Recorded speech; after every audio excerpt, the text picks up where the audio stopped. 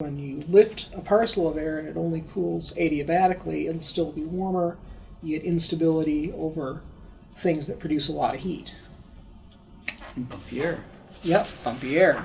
So I might get sick this summer.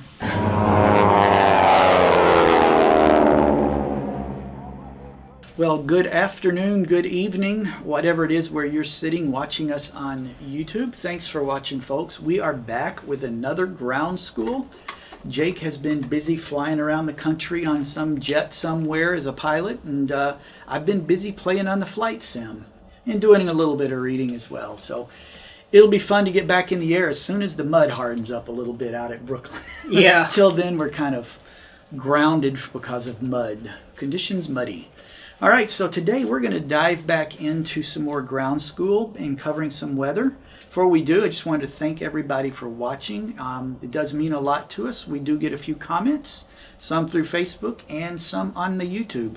As you're watching it, please hit the like button because that helps us with our rankings. And if you're going to leave a comment, leave them right there on YouTube so we can get the benefit of that also helping us in the YouTube searches and stuff. So we appreciate you watching. If some of these may get cut short because I'm trying to make them entertaining.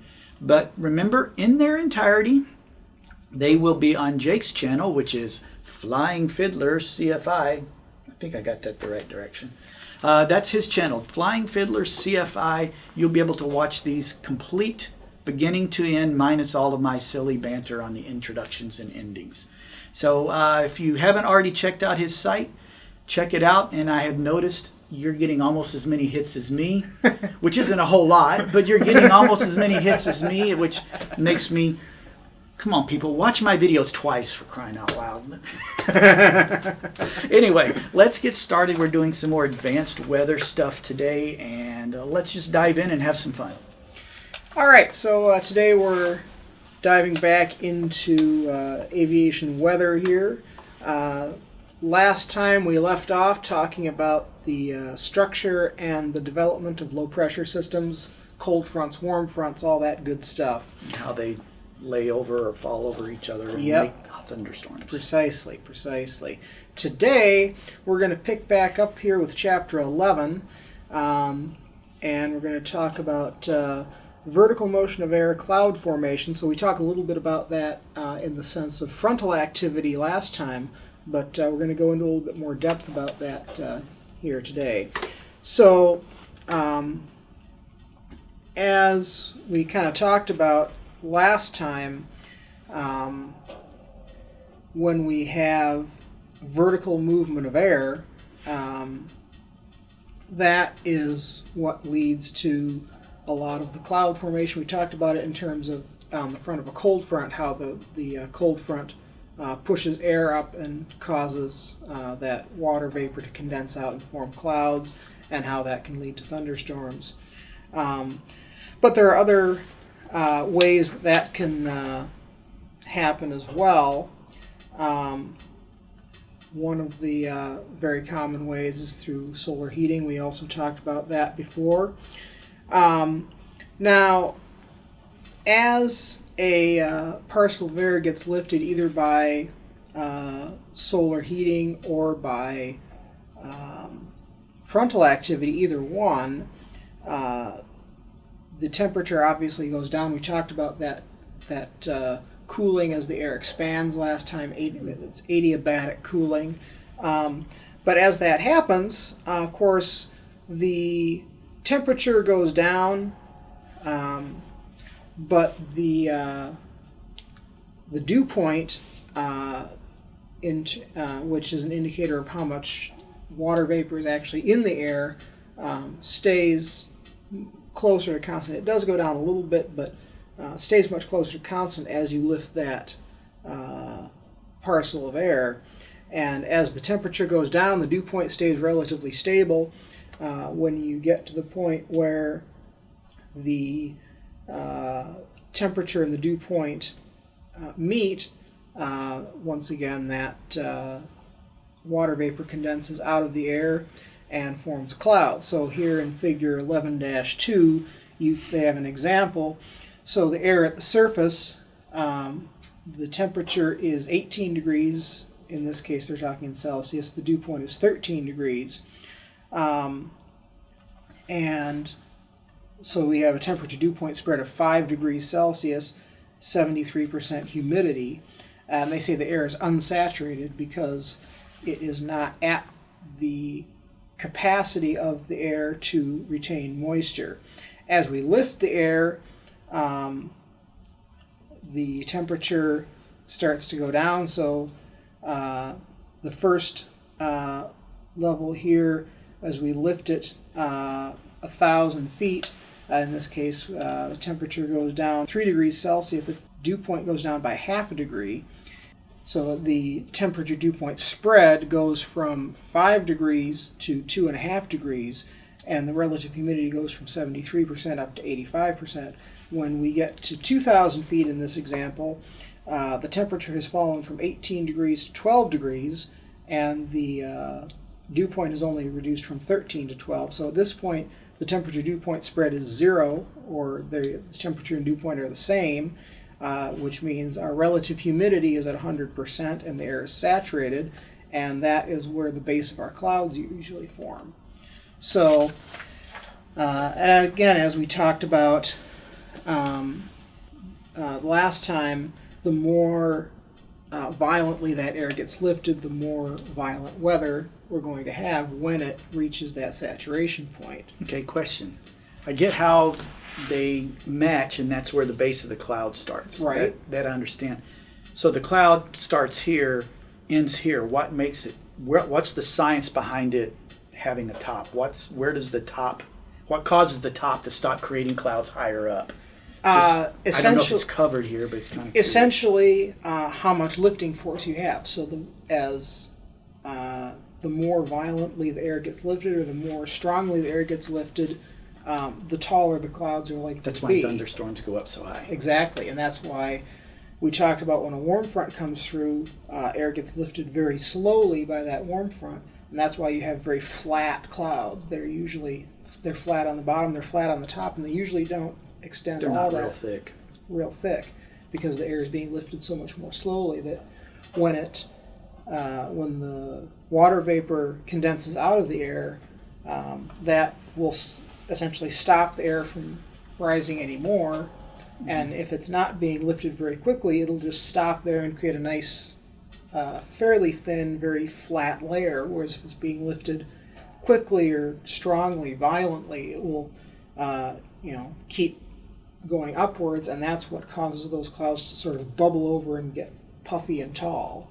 Okay, that makes sense. Now, they also talk here about orographic lifting, or lifting of air as it blows over the ground, which we didn't talk about much last time.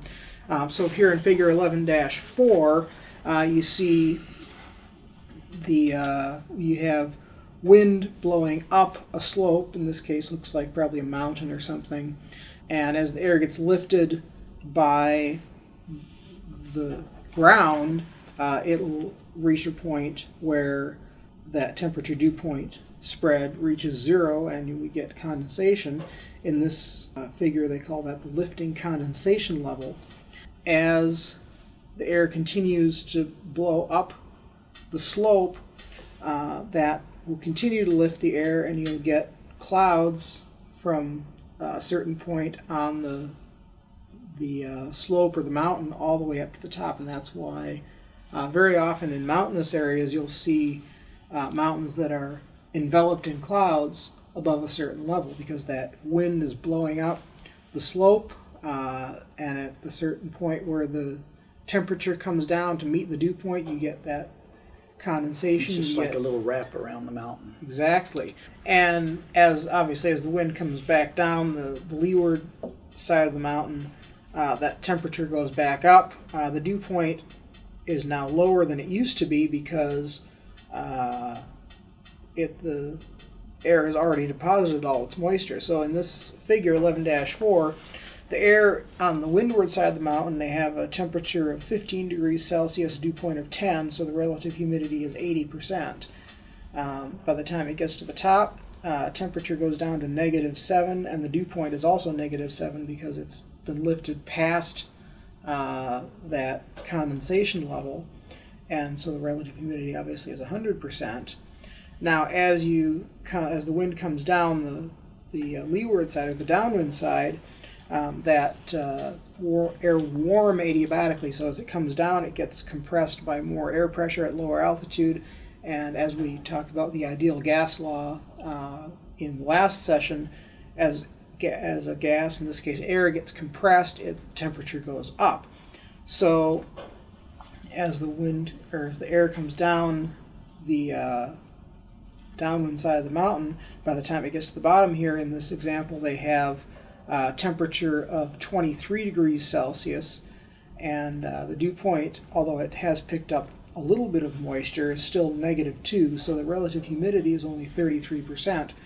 So on the downwind side of a mountain range, you tend to have not very many clouds, you tend to have not as much rain, and generally less violent thunderstorms and phenomenon like that. In 11-6 here, figure 11-6, they're talking once again about that cold front and that frontal lifting that we talked about last time, and how that leads to more vertical development of clouds. Now, another important aspect to this is the stability of the air. So what do we mean when we say stability of the air? Well, if you take a parcel of air and you lift that air, and the temperature of that air as it cools ends up being still cooler than the air around it, so the ambient air at the new higher altitude is still warmer than the air that you just lifted, even as that air is cooled, that cooling air becomes colder than the air around it. Well, then that cooler air will tend to just sink back down. So that we say that's stable because as the air is lifted, it gets cooler, and if it cools faster than the rate that the air cools that we observe with increasing altitude, then that vertical movement of air is likely to not go very far, or stop before it goes very, very tall. Whereas if the air that gets lifted ends up being warmer than the air around it. So if it cools, but the air around it or the rate of temperature change as you go up in altitude is even more, then that air will be warmer than the air around it still, and it'll want to keep rising and keep rising. So we say that is unstable air because anything that causes the air to want to go upward is liable to make the air continue to go upwards. So we know that the dry adiabatic lapse rate is 2 degrees Celsius per 1,000 feet. But the rate that the temperature goes down as we go up in altitude, measuring the ambient air, not air that's being lifted from a lower level, but just the ambient air around us, that lapse rate can be very wide ranging. It can go anywhere from maybe 6 degrees per 1,000 feet all the way to a negative value, so the air actually gets warmer as you go up in altitude, depending on... That's why it's unsettled. Right. Unstable. Depending on frontal activity or solar heating, other things, and also humidity of the atmosphere at different levels can affect that as well. But in any case, the difference between the temperature of air, a theoretical parcel of air that we lift 1,000 feet versus the actual temperature at that altitude 1,000 feet higher, we call that the lifted index, and that is a measure of how stable or unstable the air is. So we'll probably see a figure for this later, but if the lifted index, for example, is 0, well, that just means if we lift a parcel of air 1,000 feet, it's going to cool 2 degrees Celsius, and the air around it will also be 2 degrees Celsius, so they'll be the same temperature. We would say that air has neutral stability. If the lifted index is, say, -1, well, that means that the air around our parcel is now 1 degree cooler than the parcel that we lifted. Well, now our parcel is warmer, and now it wants to rise more, so a negative value is more unstable. Whereas if the lifted index was, say, 1, that means that if you lift that air and it cools, well, then the air around it is now 1 degree warmer, so that air just wants to sink back down. And as I say, we'll encounter that a little bit later here, but there are a number of different figures here, examples, figures 12-1, 12-2, 12-3, and 12-4, talking about different kinds of stability or instability. So in figure 12-1, well, that air is stable all the way up. So you see at each point the environmental temperature is always warmer than the temperature of the parcel of air that we've lifted. So we say that is absolutely stable. It will always want to return to the level that that it started at. Neutral stability in figure 12-2, well, in this case, the air at the surface is the same. We have air 20 degrees Celsius at the surface. If you lift it 1,000 feet, well, that air is 17 degrees, but the air around it is also 17 degrees. So that we say that air is neutrally stable, and that continues going upwards. 14 degrees at 2,000 feet, 11 degrees at 3,000 feet.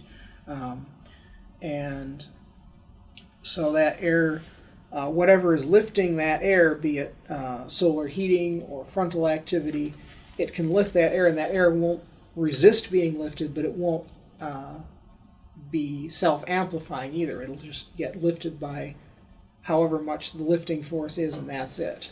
So that's neutrally stable air. So it's fairly gentle. Fairly, yeah, that would be a fairly gentle example. In 12-3, we talk about absolute instability, and that would be where, in this case, so once again we start with air at 20 degrees Celsius. We lift it 1,000 feet, and the parcel of air goes down to 17, but the air around it is now at 16, so it wants to keep rising. At 2,000 feet, the parcel of air has gone down to 14, but the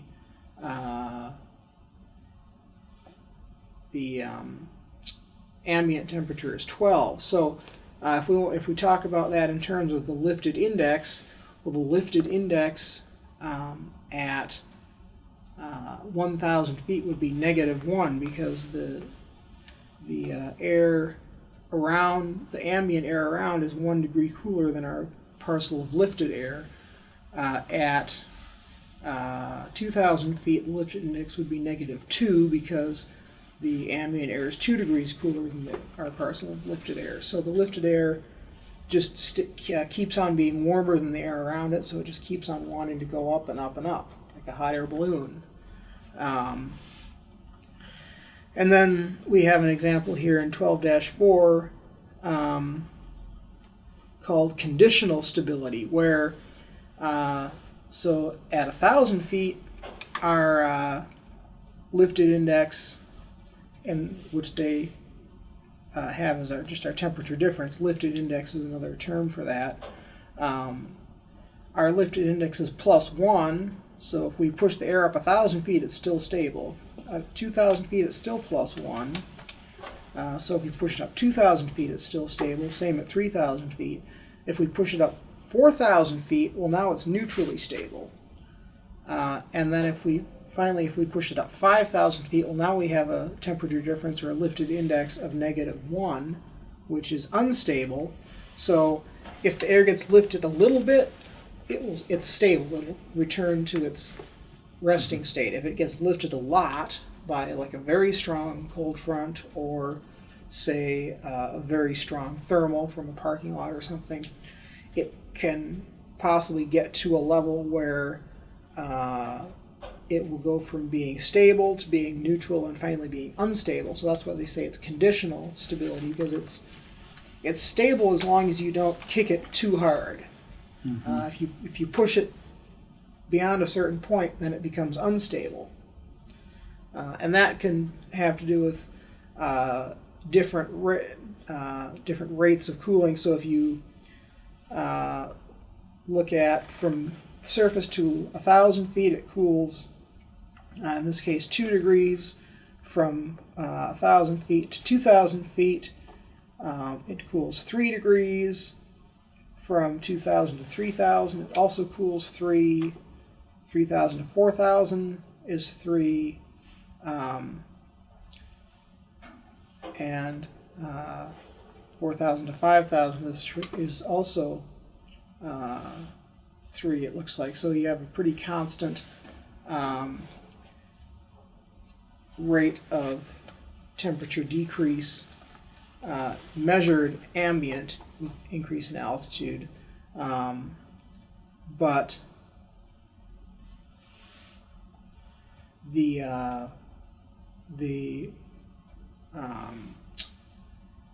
rate of cooling of the lifted air initially is 3, so it goes from 20 to 17, 17 to 14 at 2,000 feet. When it gets to 3,000 feet, the temperature and dew point meet, so the air can't really cool much more. So because of that, it forms a cloud because it reaches its saturation point. But because it can't cool anymore, because the temperature and the dew point are the same, well, now you lift it another 1,000 feet. Well, now it only goes down 2 degrees instead of 3, and then same thing beyond that. So at the base of a cloud, when air that's being lifted forms a cloud, the rate of temperature decrease as it's lifted will be less, and that's why we talk about, when we talk about standard lapse rate, we talk about the dry adiabatic lapse rate, because if it's wet, or if it's, in this case, saturated, well, it can't cool as fast. The rate of cooling decreases, and therefore the air retains more heat as it goes up, and it stays warmer than the air around it.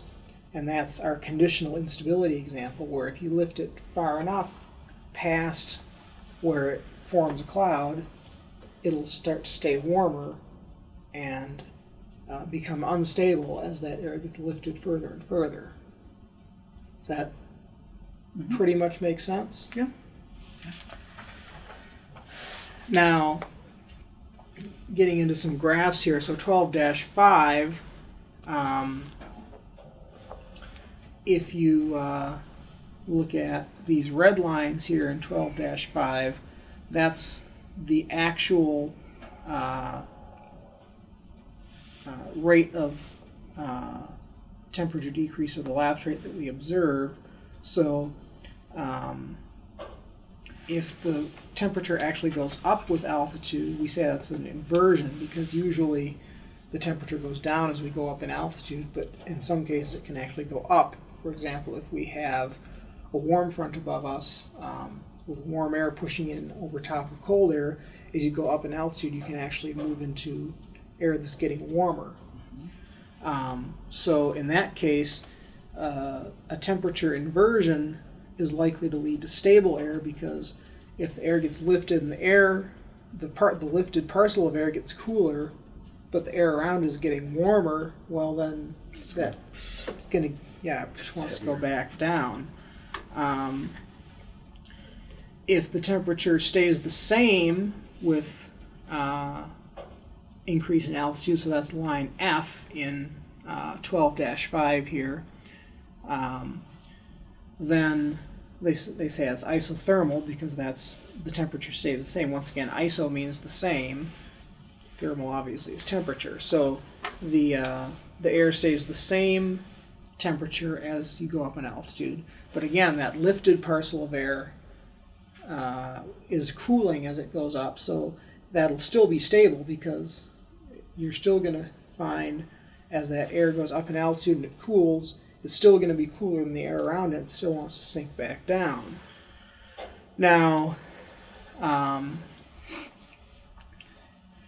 line E, the temperature is going down, so the what we say is the observed lapse rate, the actual decrease in temperature as we go up in altitude.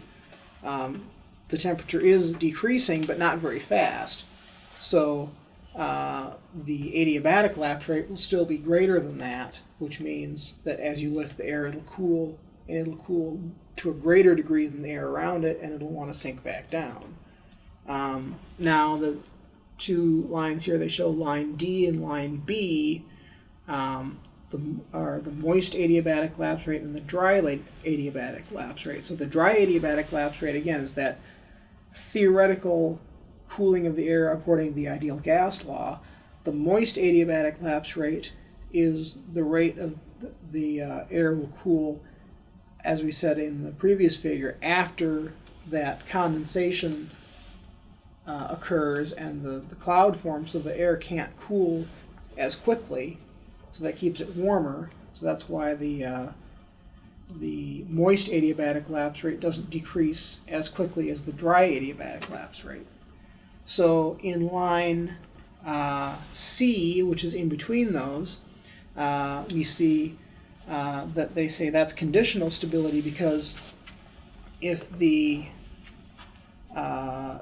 actual decrease in temperature with altitude is in between the dry adiabatic lapse rate and the moist or the saturated adiabatic lapse rate, then the air will cool more, the lifted parcel of air will cool more than the air around it until it becomes saturated. So it'll be stable until it hits that saturation point. Once it hits that saturation point, it'll stop cooling as quickly, and it'll become unstable because it'll be retaining more heat as it continues to rise and become warmer than the air around it.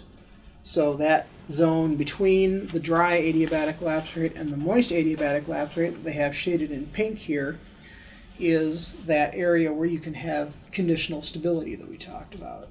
Whereas anything below the dry adiabatic lapse rate is just going to be stable no matter what, because as you lift the air, it's the You mean unstable? You said stable. I'm sorry, unstable. It's going to be unstable no matter what. Yeah, because as you lift the air, it will be cooling less than the air around it, no matter what altitude you lift it to. And they talk in 12-6 here, just sort of another way of visualizing that same thing. 12-7 would be just another way of visualizing conditional stability, because you have more stable air underneath, less stable air above. So if you lift it enough, it'll become unstable. Now, they talk about figure 12-8 here, diurnal temperature variation. So during the daytime, as the sun is beating down on the ground and the ground is heating the air, you will tend to have more a greater lapse rate, because as the air next to the ground gets warmed, it gets warmed up more, and as you go up in altitude, the warming effect of the ground gets less and less significant, so that air, as you go, the actual observed lapse rate as you go up from the ground is going to be pretty significant, because the air down at the ground level is getting warmed up, and as you move away from that, the temperature goes down really quickly. So if you have a parcel of air when it's sunny and warm and sunny out, parcel of air gets lifted a little bit. Well, it's cooled adiabatically. Again, that 2 degrees, if we lifted 1,000 feet, the temperature of the parcel goes down 2 degrees. But let's say the temperature of the surrounding air is 5 degrees cooler, because now you're not next to the ground, that warm ground anymore.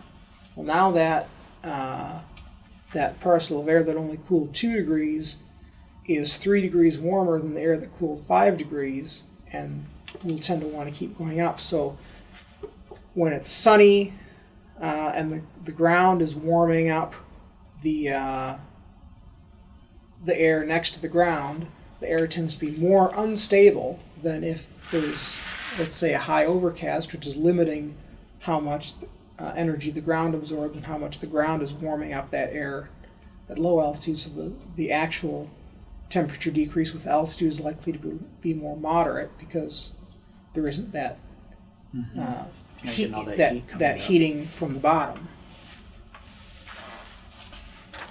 And that's why when we get the really long sunny days as we start to get into summer, it'll get bumpier in the summertime, because with more sunlight shining down at a steeper angle, the ground warms up more, which tends to make the air more unstable, and you get more thermals and pockets of rising air. You get more spots where you got black and green and different colors, and all those are putting off different amounts of heat. Exactly, when you have like a blacktop parking lot warming that air up a lot, that makes the air near the ground very warm, the air away from the ground not so warm, which means that the lapse rate is very strong, which means that when you lift a parcel of air and it only cools adiabatically, it'll still be warmer.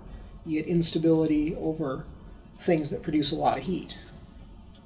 And bumpy air. Yep, bumpy air. So I might get sick this summer on the plane. I hope not. Hope not. But if that happens, we'll just put the window open and stick my head out the window for a few minutes. Yep, and sometimes that's what you got to do.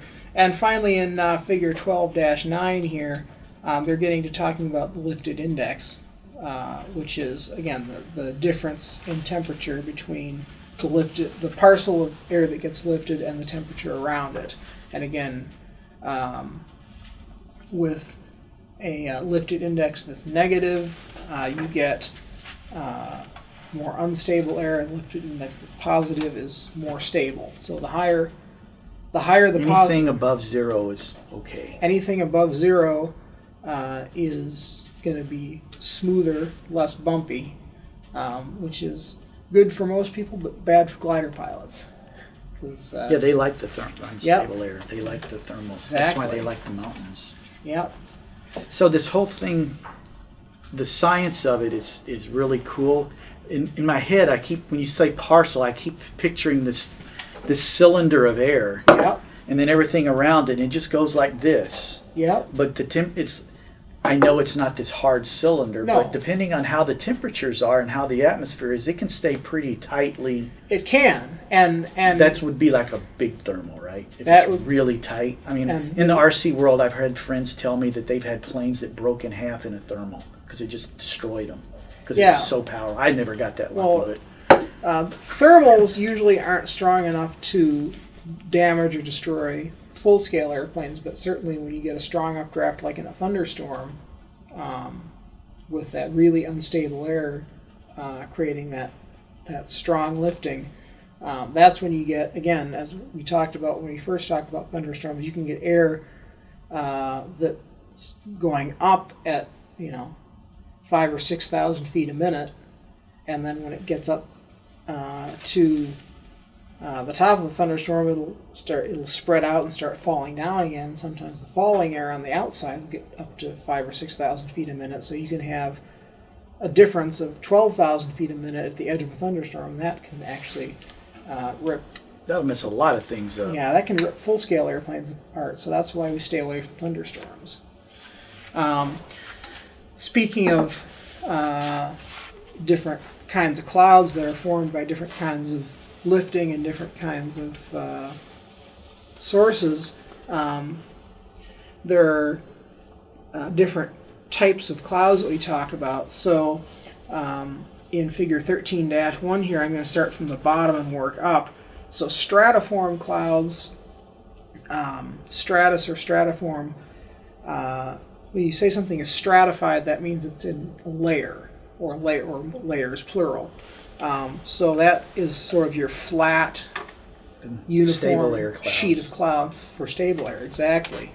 So you see those around warm fronts and with stable air. Cumuliform clouds or cumulus clouds are those puffy, like we see in the summer. Like you see in the summer, and those can develop eventually into thunderstorms, depending on kind of like Florida. Exactly. There's always puffy clouds down there, and, yep, and in the afternoon you get thunderstorms. Exactly, and that's because of that. Again, you get so much more sun down in Florida that warms up the air at the surface. You get unstable air, and as it lifts it's usually up, full of moisture, so it just exactly makes it even more unstable. And then it just as it lifts up and gets some of that vertical movement going, once it condenses, it sort of boils over into that puffy cloud, and that can lead to those puffy, cotton-looking cumulus clouds, and then eventually, if it gets lifted strongly enough, you get rain, which leads us to our next kind of cloud, a nimbus cloud. And these different kinds of cloud names can sometimes be combined. So a nimbus cloud just means a cloud that's producing rain. As it says here, the word comes from Latin, as a lot of this does. But so a nimbus cloud is a rain cloud, and you can have so you can combine these. So you can have cumulonimbus cloud is a cumulus cloud that's letting rain like out. Those ones that drop rain at 3 o'clock every afternoon in Miami. Exactly. You can also have nimbostratus, which is like your flat sheet of clouds that's giving you that nice, long, steady soaker of a rainstorm. That would be a nimbostratus cloud. Because it's a stratus cloud, but it's raining, so it's also a nimbus cloud. It's almost like we're making up words here. But I've seen all those. Yep. So they're legit. And then the last one we have, moving from bottom to top here, is a cirrus or a cirriform cloud. A cirrus cloud is made of ice crystals instead of water droplets. So at very high altitudes, you get clouds that are actually made up of ice crystals, and those are those sort of very wispy clouds. The ones way up there. That look like they're not moving at all. They just kind of hang around. And those are ice crystal clouds rather than water droplet clouds. You can also have cloud names that are modified by the altitude that they're at. So you can have low-level clouds, mid-level clouds, or high-level clouds.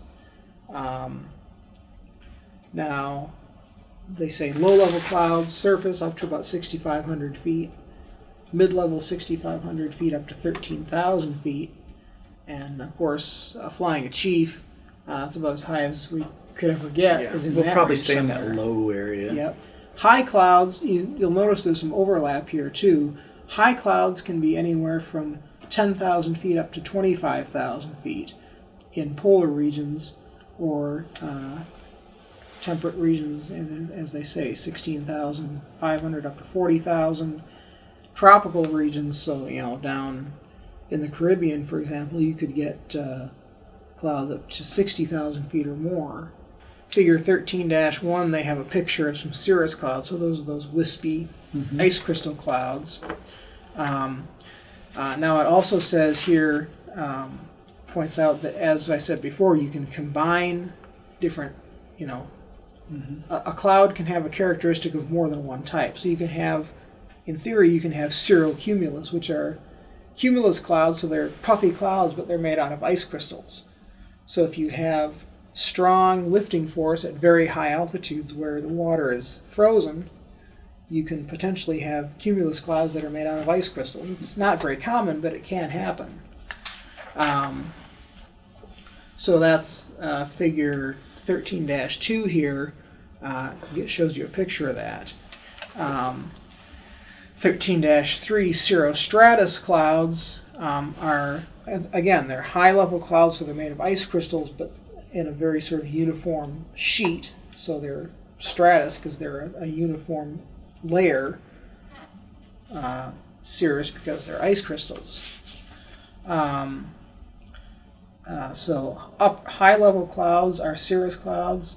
Mid-level clouds, mid-level you have the word alto to denote mid-level. So they say here on page 13-5 here, you can have alto cumulus, so those are mid-level cumulus clouds. You can have alto stratus. In figure 13-4 here, they show an example of alto cumulus, so those are mid-level puffy clouds that are above where you usually see, low-level thunderstorms and stuff, but they're still puffy cumulus clouds at those middle levels. I'll come back to figure 13-5 in just a moment here.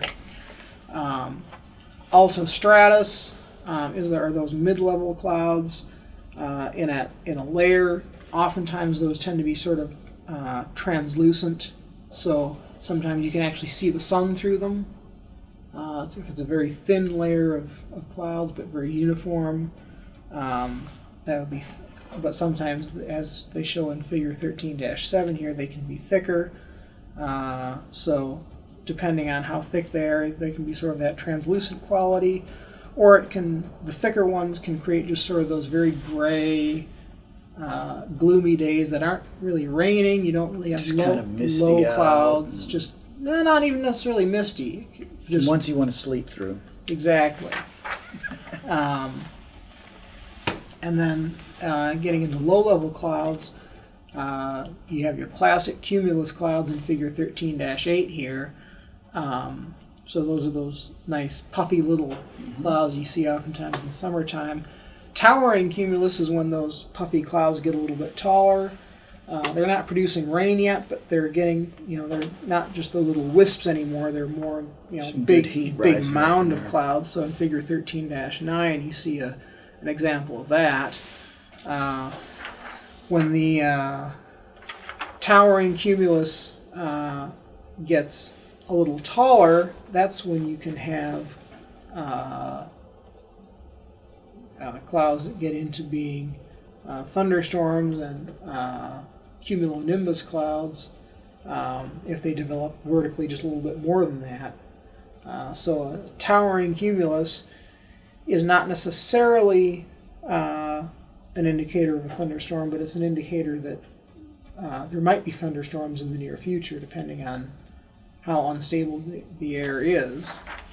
And then stratocumulus here, figure 13-10, is when you have a very sort of uniform layer of puffy clouds that sort of almost join together. 13-11, you have your low-level stratus clouds. Those are those like gray, really misty kind of days that you talked about a minute ago, where it's just kind of misty, low, gray clouds, just very gloomy outside. You want to sleep through it.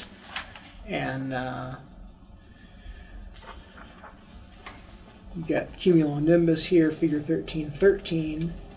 This one does not have an anvil, so when the cumulonimbus cloud gets to the point where it's actually going up and it's hitting that tropopause, hitting that layer of stable air above it in the stratosphere, it can't go up anymore, so it starts to spread out, and you get those thunderstorms that sort of overhang outwards at the top. We call those an anvil head.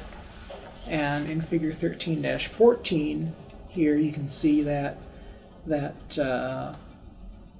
cumulonimbus cloud has developed vertically, and that you can sort of clearly see in this picture where it's hit the highest level it can get to at the top of the troposphere, and it's just sort of spread out, and you can see that part that's overhanging. And but you can safely assume that if that air is rising in the middle and spreading out to create that anvil head, then around the edges of that anvil head you have air that's sinking. Usually you can have very strong downdrafts underneath.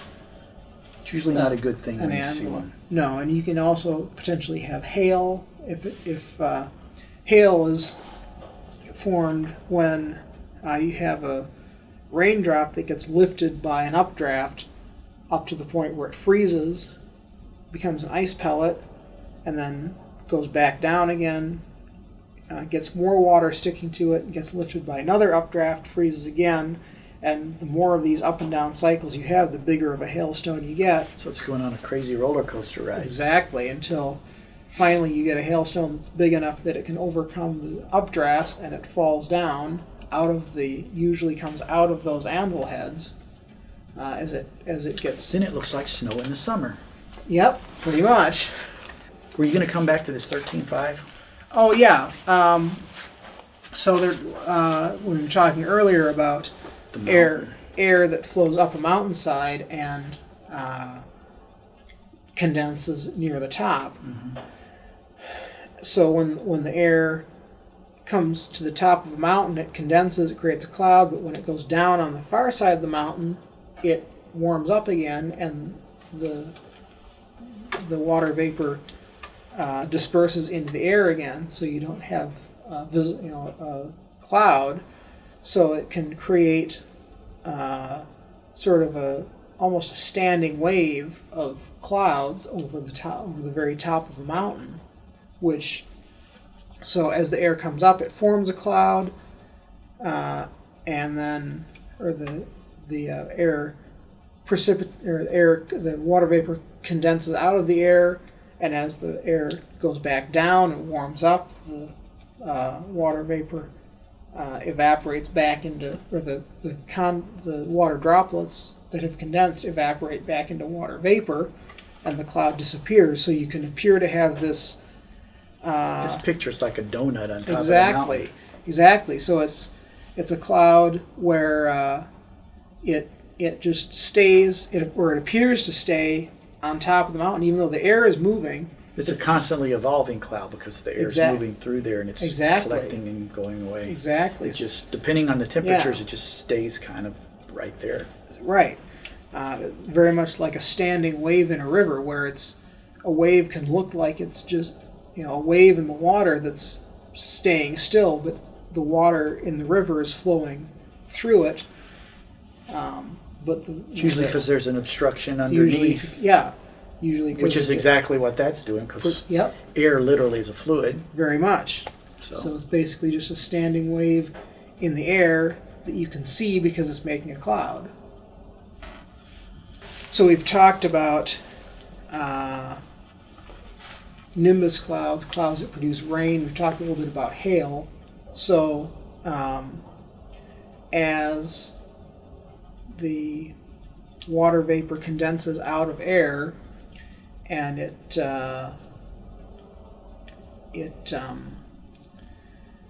creates little water droplets that make a cloud.